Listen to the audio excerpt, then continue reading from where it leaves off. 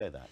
Well, a lot of compromises have been made during the course of the negotiations. The government agreed to the EU's timetabling of the negotiations, agreed to a very large amount of money, and agreed to a transition period that included some things that we were told wouldn't be agreed. So on our side, we've made a huge number of compromises, and on the other side, as you've just listed, nothing has come in return. And that makes me concerned that it's all very one way.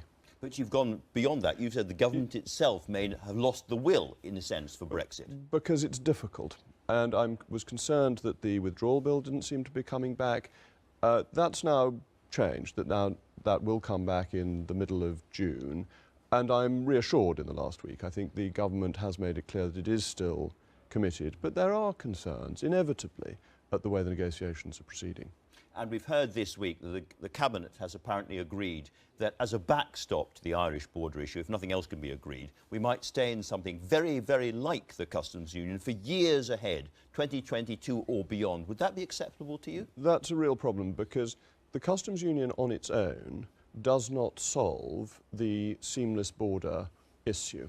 If you go and look at the Turkish border, which is in a customs union, alignment. Absolutely right. You require regulatory alignment as well, and that means the single market.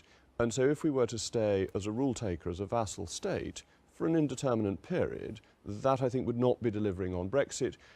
And if you offer a backstop that is more attractive than anything that you're likely to negotiate from the other side's point of view, the backstop ends up becoming the front stop. So it's not acceptable. We're running out of options on the Irish border at the moment. You've suggested two things. Can I ask you, first of all, do you think that John Thompson, who's head of the HMRC, is still a very capable man? I do think he's a very capable man.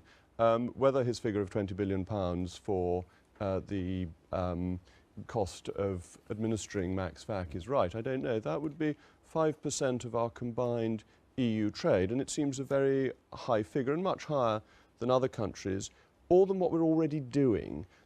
Bear in mind, if it's like that, or anything like that, it puts Max Vac impossible. Well, I think you want to go back to looking at how we deal with goods coming into Southampton and how that is managed by HMRC. The very low level of inspections. Most inspections are done on food, and other inspections are intelligence-led.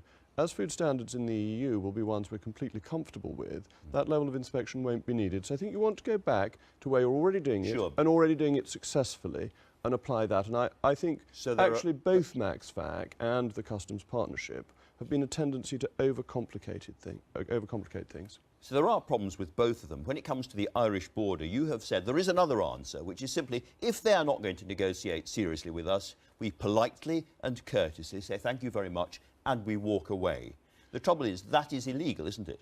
No, it's not illegal. What makes you think it's illegal? Under the World Trade Organization rules, which we would certainly have to sign up to after leaving the EU, then if there is a customs union on one side and us on the other, there has to be a border, and if there isn't, every single member of the WTO could take us to court. It's 160 countries. Hold on.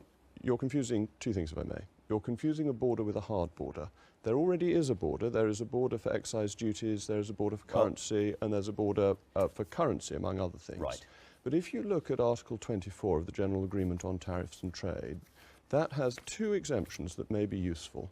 One is for dealing with contiguous countries, and the other is in establishing a free trade agreement with a group. So we'd have to have a free trade agreement with the EU? Hold on. Patience. What you have to do is great virtue, and virtue is a grace, and grace is a little girl who doesn't wash her face, as I'm sure your listeners will want to hear. But you can say we are working towards a free trade agreement, which we will be doing, and as long as both sides say this, you can then go on to say, and therefore we will, for an interim period, which can be up to 10 years, we will maintain the current arrangements, and that's perfectly legal. And actually, I discussed this on one of the BBC's other programmes last week with an expert, and we ended up agreeing that this was the case. Well, I'm no expert, as you spotted already. However, Sir Ivan Rogers, who was our ambassador to the UK, is an expert in these things. He has saturated himself in this for years and years and years, and he says the full EU regime will apply automatically, and that necessitates a hard border. Forget all the endless repetition of on the EU and Dublin's head be it, we won't erect a hard border, it'd be their choice. That is simply legally untrue at WTO level. That's Sir Ivan Rogers. Well, I think he must have a look at Article 24 of the General Agreement on Tariffs and Trades, and then he will be better informed. You think he's simply wrong on that? Oh, Sir Ivan Rogers is the chap who did David Cameron's renegotiation and provided us with the thin gruel. I'm not sure he is the most impartial or useful commentator on this issue. Well, let me try and find another impartial and useful commentator, the Prime Minister, because she's wrapped you over the knuckles over this very issue. She thinks that this idea of we're not going to put up a hard border, let somebody else do it if they dare, this kind of game of chicken, is irresponsible and has said so much to you. The Prime Minister said in her Mansion House speech that she wasn't going to do this. I think that is a mistake. I think it is the obvious negotiating position for us to have. Bear in mind, the Irish economy is heavily dependent on its trade with the United Kingdom. It is overwhelmingly in the interests of the Republic of Ireland to maintain an open border with the United Kingdom. And I think if you're going into a negotiation, you should use your strongest cards. And just to tear one of them up and set hairs running on other issues is, I think, an error. OK, there's lots of errors that you think the government have made at this point, and things are, as it were, we're getting stuck in the sand. The wheels are whirling around and we're not moving forward at all. Are we now at the point where we have to walk away? No, I very much support the Prime Minister in her approach to remaining within the negotiations. I think it's important to obey the formalities and the courtesies, but I think we should be clear and stronger. Basically, the deal is very simple. We are paying a very large amount of money, £40 billion, and in return we want a trade deal. Everything else is essentially incidental to that. The £40 billion is of great importance to the EU because after March next year, it still has 21 months of the multi-annual financial framework, and it expects that to be funded by the UK. It would have to cancel projects or get more money out of the Germans if it doesn't get our money. But we've agreed to this already. No, we haven't, because nothing's agreed until everything is agreed. And therefore, we should reiterate that and say quite clearly that if we don't get the trade deal we want, you don't get the money. And that's a very strong negotiating position. Is that a message for this summit? Do you think Theresa May should go and say, I know I agreed the 40 billion, but frankly, the way things are going, I'm changing my mind? I think it's worth reminding them that nothing is agreed until everything is agreed, which is clearly set out in the December text, because the issues you mentioned, Galileo and so on, the European Union thinks it's in a position of negotiating strength. Without our money, it faces a real crisis next March, when it's facing problems from other countries too. If I were the EU, I might be a little bit more worried about what's going on in Italy than whether the UK can remain a full member of Galileo. That seems to be more important to the structure and the fortunes of the European Union. You have adopted a kind of demeanour of this, of kind of very, very punctilious and polite menace towards the Prime Minister. There's no menace in me at all. There's plenty of menace in you. The ERG has constantly said, you can't do this, you can't do this, you can't... And then she goes and does it, and you pull back, because actually you're a phantom army. You have no possibility of taking on the Prime Minister over any of this stuff, because you don't want Jeremy Corbyn. Well, certainly I don't want Jeremy Corbyn. I do not approach talking to the Prime Minister in the way that you suggest. It's not for me to say, you must not do this, you must not do that. I'm very respectful of the great office that Theresa May holds. And presumably of Theresa May herself. And of her, whatever of she's course, doing, yes. she's working ferociously hard, That's absolutely right. night and day, long hours to try and get this deal. And again, I say this with great respect, but it's relatively easy to do what you're doing, which is to sit at the back of the hall and chuck elegant wine bottles at her. But she is working really, really hard. Can I ask you, if she came to you and said, Jacob, I'd like to make you Under-Secretary of State for this, that or the other, would you join her government? The Prime Minister is not going to be doing that. But if she did? But I want to respond to what you've just said, because I agree with you. I think the Prime Minister is the most impressive and dutiful leader that this country has had. Her expression of duty is something that all Conservatives should admire and applaud. I compared her recently to Geoffrey Boycott, who was my childhood cricketing hero, and I think that is her approach. It is a straight bat, it's a steady approach, and she scores the runs. If she is so great, why don't you ask to join the team? Because I think there are lots of other people who are very able, who are doing it extraordinarily well. You don't think you're up to being an Under-Secretary of State? Frankly, if I were the Prime Minister, I would use my patronage to encourage the pro-Europeans to keep them on board, because I'm going to back her in making sure that Brexit means Brexit from the back benches, and I'm very happy and keen to do that. And you'll back her even if she brings to the House of Commons something like the full customs union backstop that you don't like? I will back the Prime Minister delivering on the promises that she's made in the Conservative Party manifesto and in her various speeches and in all the commentary she's made around it. Political gossip is a very different matter. And I think one can't work out from political gossip situations that may or may not happen. Everybody's against political gossip until they're really at the centre of what they want to do. Oh no, political gossip's great fun. I'm not against it. That's great fun, but it's not determinant. Do you have what it takes to be Prime Minister? I don't wish to be Prime Minister. I'm very happy being a backbench Member of Parliament. My concern... Can I ask you one question that you have, if I may say so, elegantly avoided up to now, but is a very important one? Are there any circumstances whatever in which you would challenge Theresa May for the Prime Ministership? Of course I wouldn't challenge Theresa May. That's a ridiculous idea.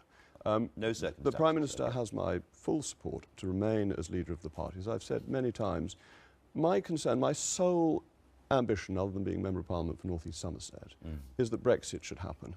That's what I want to support, and I want to support the Prime Minister and the Conservative Party in delivering that. Is your message to the Tory party that if we get rid of Theresa May under any circumstances, that threatens the entire Brexit project? I think Mrs May is crucial to the Brexit project, yes.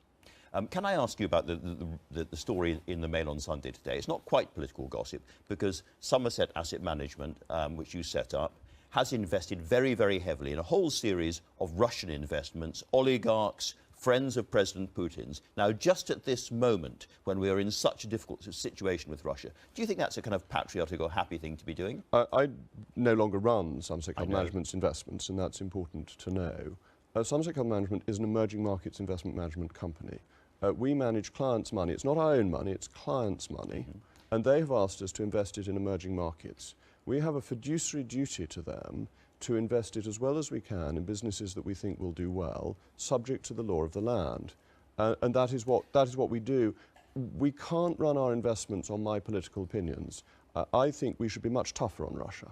I think we should impose the level of sanctions that America has imposed on Russia. Isn't it awkward to be making so much money from these investments while at the same time disapproving of them? You misunderstand how investment runs. No, I don't. I understand exactly. No, I think you have moral authority. No. You have moral responsibility, at least, for the money that's coming into your bank account. You're assuming I make money from these investments. I don't. These aren't my investments. They are our clients' investments, who are mainly You make money from Somerset Asset Management, which makes money from these investments. But that's by second degree.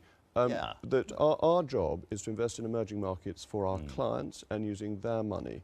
We have to do that as well as we can under the law. We would be opening ourselves up to legal actions if we decided that my political opinions should influence the investments. That would be quite improper. In the new world after Brexit, we are going to have our new alliances which will matter very, very much to us, and above all with the United States.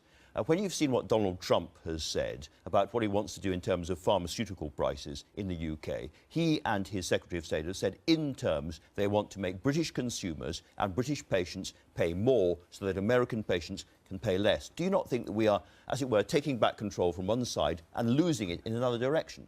No, I don't. Donald Trump is a very interesting political figure. And if you look at what he has said, he has made these very strong statements in what he sees America's interest to be. And then, as we're seeing with the Chinese recently, he then negotiates deals that leave everybody happy. So I think we're in a slightly weaker position than the People's Republic of China.